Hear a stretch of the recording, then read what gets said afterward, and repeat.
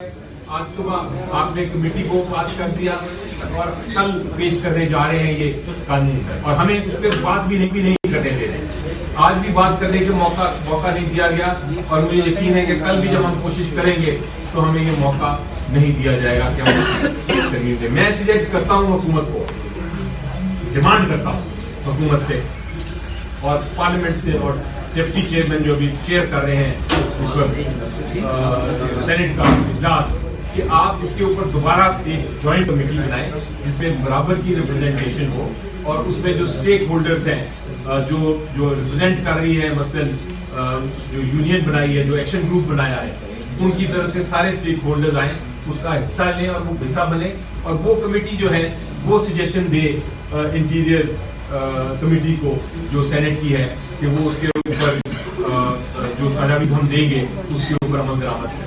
तो ये तरीक़ेकार होता है असल में कानून साजी का, और ये कानून साजी अगर नहीं फॉलो होगी तो हम भी एहतजाज में आपके साथ शामिल रहेंगे और इसको वॉकआउट करेंगे।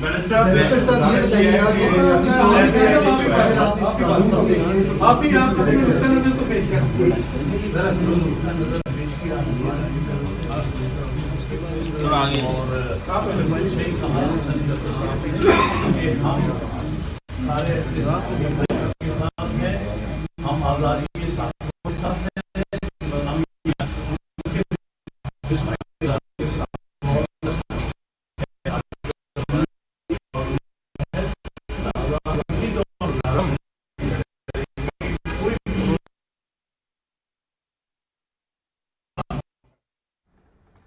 आपको बताएं कि हामिद रज़ा भी यहाँ पे अपोजिशन रहनुमाओं के साथ खड़े हैं और वो गुफ्तगू कर रहे थे। इससे पहले सेनेटर अली ज़फ़र इज़हार ख्याल कर रहे थे। उन्होंने कहा कि हमने सहाफ़ियों से यकजहती करते हुए वॉकआउट किया था। पीका एक्ट से मुतालिक जो है वो हम एतराज़ करते हैं और जितने भी स्टेक होल्डर्स हैं हम हुकूमत को कहते हैं कि उनको एतमाद में लिया जाए। किया जा रहा है, क्या आप अपने लोगों को भी मना करेंगे कि वो फेक न्यूज़ ना फैलाएं और इन सारी चीज़ों से बात करें ताकि इदारों के ऊपर तनकीद ना हो और उसकी नतीजे में ये इंतहाई काम उठाना पड़ रहा है? देखिए, हम बड़े क्लियर हैं, हम फेक न्यूज़ के खिलाफ। फेक न्यूज़, गलत खबर, इसका मैंने पहले ही कहा, वो नुकसान पहुँचाती है और उसको उसके खिलाफ है।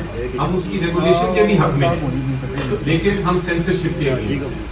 हम ये नहीं चाहते कि उसकी मद में आप जो राय का हक है उसको ख़त्म कर दें।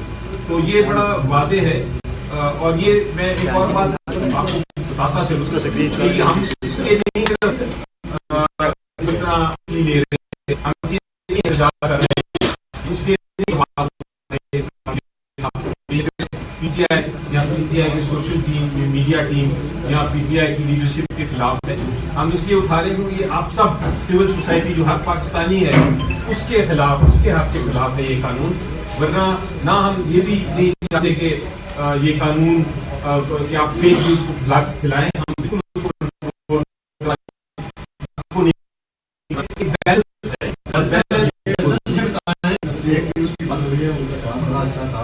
ये पीटीआई का जो गड्ढा होता है पुलिस के खिलाफ, बाज़ औक़ात अदलिया के खिलाफ भी होता है। तो मुझे वो याद है उमर अतामजान की तस्वीरें लोगों ने कैसे बनाई गई।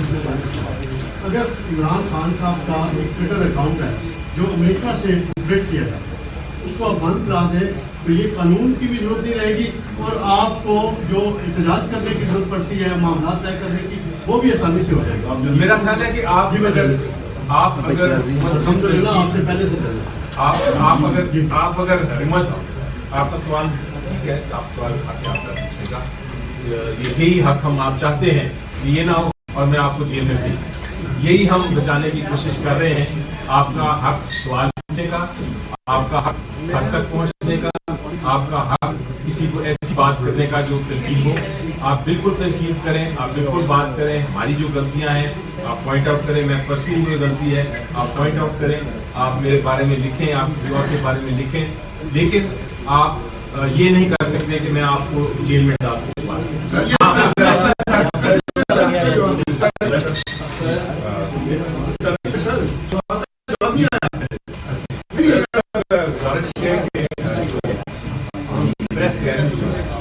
इसलिए एक और दिया हुआ है कि हमने लेकिन हैरत है कि का जुम्मे को हुआ और प्रेस कहने की माजी में कोई ऐसा है कि प्रेस कहने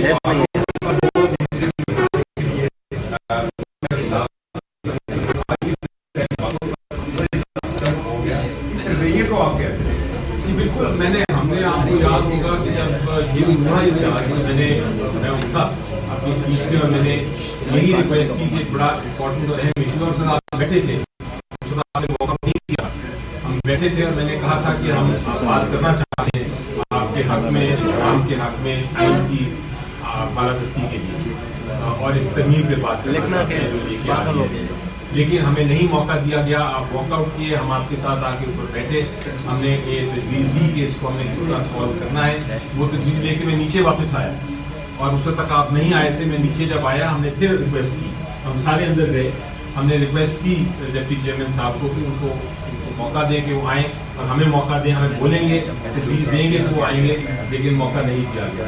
तो ये इस किस्म का जो रवैया है उससे नजर आता है कि दाल में जरूर कुछ काला है। अच्छा बैरिस्टर साहब से ये बता दें कि हमने ये देखा है कि जब भी आइन और कानून का कोई अहम मौका आता है जिसमें पाकिस्तान तहरीक इंसाफ मुखालफत करती है और बाकायदा सड़कों और बाहर उसका एहतजाज निकाल करती है, उसी वक्त आपको एक शगाब डाल दिया जाता है।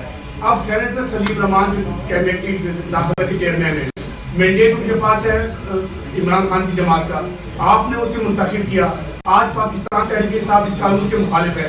आप ये बताएंगे आपका जो ज़ाब्ता अखलाक है, आपका जो कानून है, आपका जो पार्टी डिसिप्लिन है, इस हवाले से भी कोई कार्रवाई होती है अगर आप मुखालिफ और आपका चेयरमैन की हिमायत करें?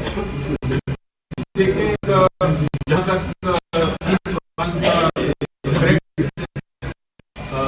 बात ये है कि क्या उन्होंने उसको सपोर्ट किया, मैंने अभी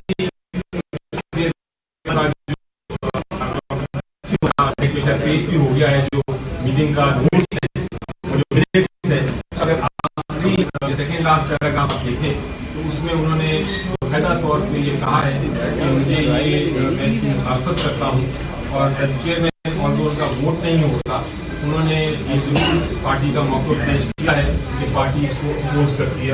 अच्छा बैरिस्टर साहब ये करेक्ट कर लीजिए अपनी इन्फॉर्मेशन। अच्छा बैरिस्टर साहब हमारे लिए ये बात नहीं है कि इमरान खान की कोई स्टेटमेंट और फौज के हवाले से आपकी पार्टी का मौक़िफ़ है, इससे बढ़कर भी स्टेटमेंट है वो पार्टी की हद तक हो सकता है। नवाज शरीफ साहब भी अफवाज का नाम लेते रहे, जरदारी साहब ने भी कहा कि तुम चंद अर्सा रहती हो, ये पॉलिटिकल स्टेटमेंट है, इसका हमारा कोई ताल्लुक नहीं सहाफ़त से। लेकिन सहाफ़ियों की खबरों को बुनियाद बनाकर जो क्रैकडाउन किया जा रहा है आज़ादी इज़हार पर, इस पर मुझे पीटीआई की तरफ से मुबहम नज़र आ रहा है, क्लियर पॉलिसी नज़र नहीं आ रही। इस पॉलिसी पे क्या कहेंगे, क्योंकि पॉलिटिकल स्टेटमेंट आप देते रहे, आपका काम है, एक सियासी जमात का सरबराह अगर आइन की बालादस्ती का नारा लगा कर ये सब कह रहे हैं तो वो उनका हक है, लेकिन हमारे लिए क्या होगा, हम तो ना रहे पार्टी। आप देखिए हमारे राय